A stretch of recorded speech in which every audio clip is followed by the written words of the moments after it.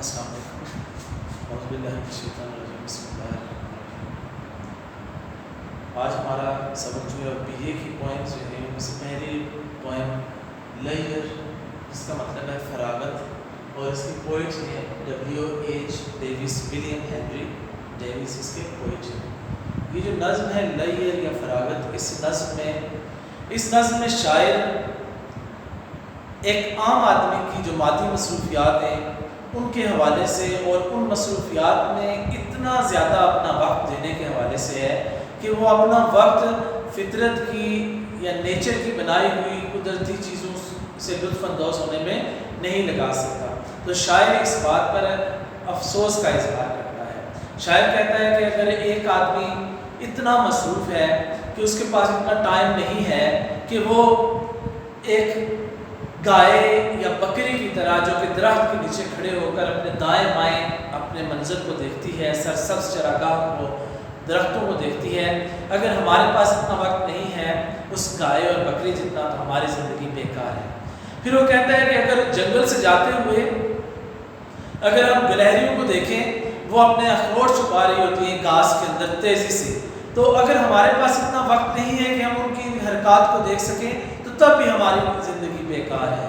پھر وہ کہتا ہے کہ جب ہم دریا کے قریب سے گزرتے ہیں تو ندی کنارے ہم دیکھتے ہیں کہ وہاں پر جب سورج کی کرنیں پڑ رہی ہوتی ہیں پانی کے اوپر تو وہ ستاروں کی طرح جگمگا رہا ہوتا ہے پانی، جس طرح کہ رات کو آسمان پر ستارے جگمگا رہے ہوتے ہیں۔ لیکن اگر ہمارے پاس اتنا وقت نہیں ہے کہ ہم ان چمکتے ہوئے ستاروں سے لطف اندوز ہو سکیں تو ہماری زندگی بیکار ہے۔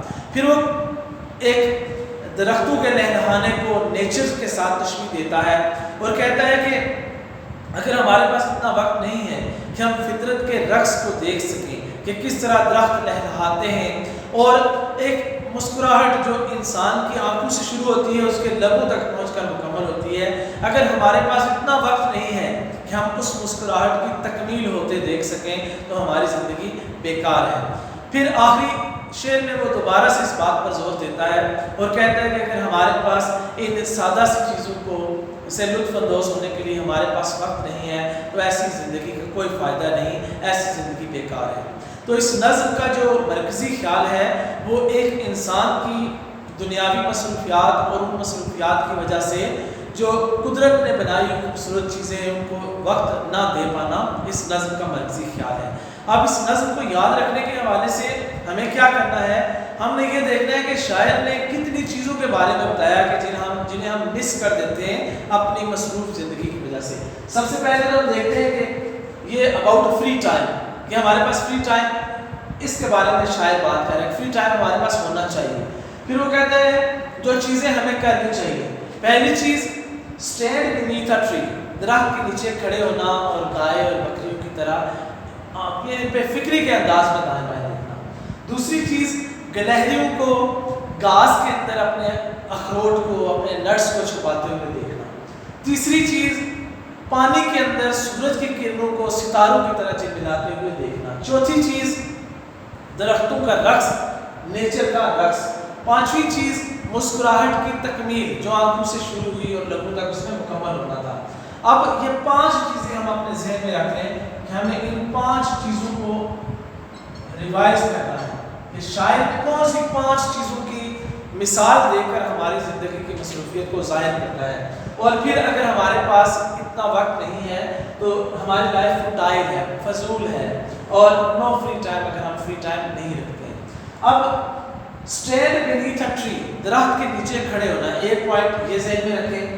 سی squirrels hiding their nuts in grass, گلہریوں کو گھاس میں اپنی اخروٹ کو چھپاتے ہوئے دیکھنا، دوسرا پوائنٹ یہ ذہن میں رکھیں۔ Shining star in sparkling stream water in daylight, دن کی روشنی میں چمکتے ہوئے ندی کی پانی میں چمکتے ہوئے ستاروں کو دیکھنا، تیسرا پوائنٹ۔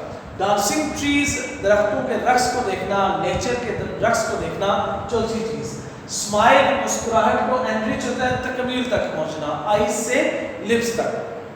پانچویں چیز یہ، ہم ان 5 چیزوں کو ذہن میں رکھیں، 5 پوائنٹس ہمارے پاس ہیں جن کو ہم نے اس لیئر کے حوالے سے ذہن میں رکھنا ہے۔ پھر ہم کہیں گے اگر ہم یہ کام نہیں کر سکتے تو ہماری لائف جو ہے وہ فٹائل ہے۔ اب اس پوائنٹ کے حوالے سے جو سوالات آ سکتے ہیں وہ کیا ہیں؟ What are simple delights we miss, वो कौन सी आम खुशियां हैं जो हम मिस करते हैं, यही 5 आपके पास होंगी। आपने इन्हीं को एलाबोरेट करना है, वजाहत से लिखना है। और उसके बाद दूसरा सवाल इसका इस तरह से हो सकता है कि एक नोट लिखिए, हमारा जो मैटेरियलिस्टिक एटीट्यूड है, मैटेरियलिस्टिक एटीट्यूड का मतलब होता है मादा परस्ती का रवैया, दुनिया की चीज़ों को अहमियत देने का रवैया, ऐसी चीज़ें जो हमें बज़ाहिर फ़ायदा दे सकती हैं उनको तवज्जो देने का, वक्त देने का हमारा रवैया। तो इन दोनों में पहले में आप ये 5 चीज़ें शामिल करेंगे, फिर उसके बाद आप ये बताएंगे कि हमारी ज़िंदगी बेकार है क्योंकि हमारे पास इतना वक्त नहीं है, और फिर इसमें हमारा मैटेरियलिस्टिक एटीट्यूड क्या है, एटीट्यूड क्या है कि हम मिस करते हैं इन 5 चीज़ों को। तो ये जब हम पॉइंट्स के थ्रू इस समरी को ज़हन में रखेंगे तो इंशाल्लाह हम ज़्यादा बेहतर अंदाज में कर सकेंगे। बस